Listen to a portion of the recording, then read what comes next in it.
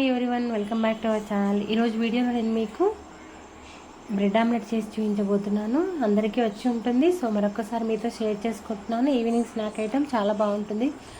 డిన్నర్కి కూడా తీసుకోవచ్చు. దీనికోసం ముందుగా ఒక చిన్న బౌల్ తీసుకొని ఎగ్స్ అన్నీ కూడా బ్రేక్ చేసుకుని ఆ బౌల్లో వేసుకుని తర్వాత వీటన్నిటిని కూడా బీట్ చేసుకోండి.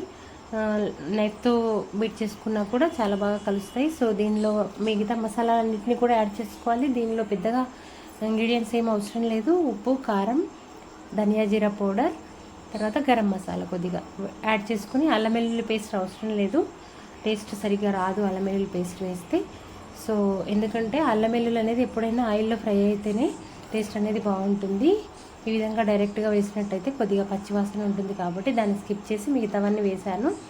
సో ఈ విధంగా మొత్తం అన్ని మసాలాలు కలిసే విధంగా కలుపుకొని మన బ్రెడ్ని ఒక స్పూన్తో తీసుకొని పెనం బాగా వేడెక్కిన తర్వాత సో ఈ విధంగా స్పూన్తో పట్టుకొని ఈ ఎగ్ మిక్చర్లో డిప్ చేసుకొని డిప్ చేసుకొని ఇంకా బ్రెడ్స్ అన్నింటినీ కూడా కాల్చుకోవడమే.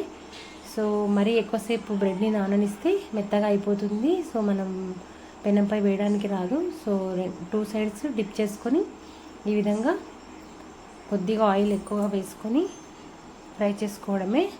సో మనకు ఒకవేళ కారం ఎక్కువ తినే వాళ్ళైతే కొద్దిగా కారం, ఉప్పు ఈ స్టేజ్లో లైట్గా చిలకరించుకోవచ్చు.